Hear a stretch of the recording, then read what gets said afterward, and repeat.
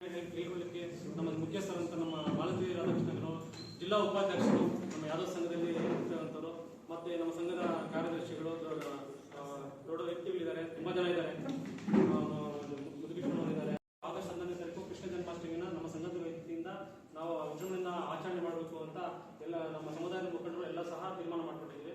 ನಾನು ಹೇಳೋದಂದ್ರೆ ನಮ್ಮ ಸರ್ಕಾರ, ನಮ್ಮ ಗೌರವಾನ್ವಿತ ಮೇಡಮ್ ಅವರು ಹೇಳಿದ್ರೆ ದಯವಿಟ್ಟು ನೀವು ಬಂದು ನಮ್ಮ ಜೊತೆ ಪಾಲ್ಗೊಳ್ಳಿ, ಸಾಕಷ್ಟೇ. ನಮ್ಮ ಸಂಘದಿಂದ ನಾವೆಲ್ಲ ಮಾಡ್ಕೊಳ್ತೀವಿ. ನೀವು ಬಂದು ನಮ್ಮ ಸಭೆ, ನಮ್ಮ ಫಂಕ್ಷನ್ ಆ ಶ್ರೀಕೃಷ್ಣ ಪರಮಾತ್ಮ ಕೃಪೆಯಲ್ಲಿ ನೀವು ಪಾಲ್ಗೊಂಡ ಎಲ್ಲ ತಾಲೂಕು ಮಟ್ಟದ ಅಧಿಕಾರಿಗಳು ಎಲ್ರಿಗೂ ಸಹ ಆಹ್ವಾನ ನಾನು ಇಲ್ಲೇ ಹೇಳ್ತಾ ಮತ್ತೆ ಕೊಡ್ತೀವಿ. ನಮಗೆ ನಾವೇ ಸಂಘದಿಂದ ನಾವು ಮಾಡ್ತಾ ಇದ್ದೀವಿ ಫಂಕ್ಷನ್. ದಯವಿಟ್ಟು ತಾವು ಬಂದು ಅದರಲ್ಲಿ ಪಾಲ್ಗೊಳ್ಬೇಕಂತ ನನ್ನ ಒಂದು ಮನವಿ. ಮತ್ತೆ ಸಮುದಾಯಕ್ಕೆ ಜಾಗವನ್ನು ಆಲ್ರೆಡಿ ಮೇಡಮ್ ಅವ್ರು ಹೇಳಿದ್ದೀವಿ, ಆದಷ್ಟು ಬೇಗ ನಮ್ಗೆ ಅದನ್ನು ಕಾಯ್ದಿರಿಸಬೇಕು ಅಂತ ಒಂದು ಮನವಿ ಸಹ ಇಲ್ಲಿ ಕೊಡ್ತಾ ಇದ್ದೀವಿ. Thank you. ಅಲ್ಲ ಇಟ್ಕೊಳ್ಳೋದಿಲ್ಲ ಬೇಡ, ಹಿಂಗೆ ನೋಡಿ ಎಲ್ಲ ಜಗು ಕಾಣಿಸೋದಿಲ್ಲ. ಉಮೇಶ್ ಕಾಣಿಸೋದಿಲ್ಲ.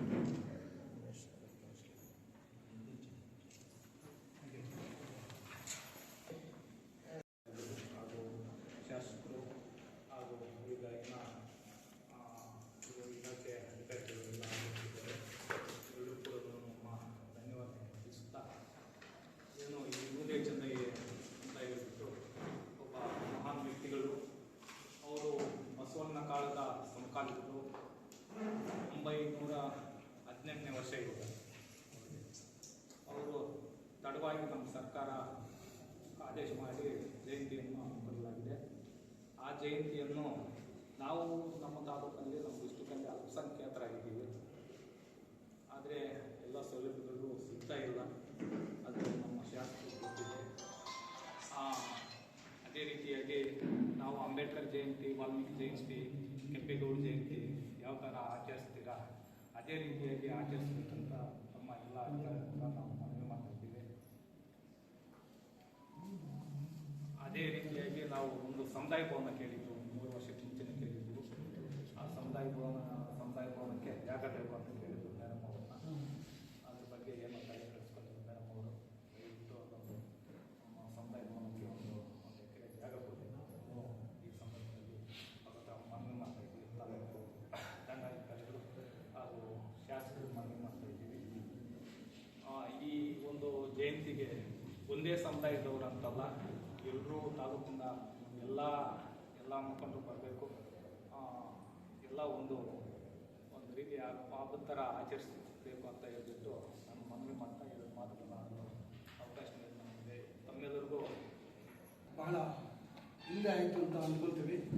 ನುಲಿ ಚೆನ್ನೈನವರು 1915ನೇ ಇಸ್ವಿನಲ್ಲಿ 1919 ಆಯಿತು. ಇದು 3ನೇ ಸಲ ಜಯಂತಿ ಆಚರಣೆ ಮಾಡ್ತಾ ಇದ್ದೀವಿ.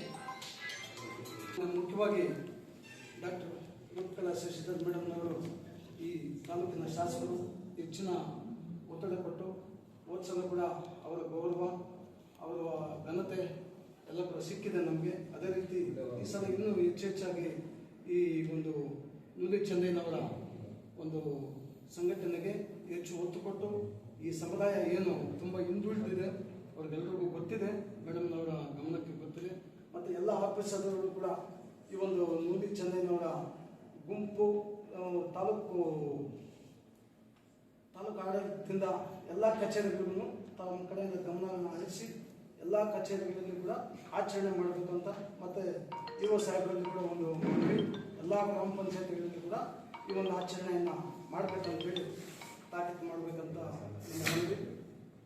ಇಷ್ಟೆಲ್ಲ ಮಾತಾಡೋಕ್ಕೆ ನಮಗೆ ಅವಕಾಶ ಕೊಟ್ಟಂತ ಜಾಗವನ್ನು ಗುರುತಿಸಿಕೊಡಿ ಅಂತ ಕೇಳಿದ್ದಾರೆ.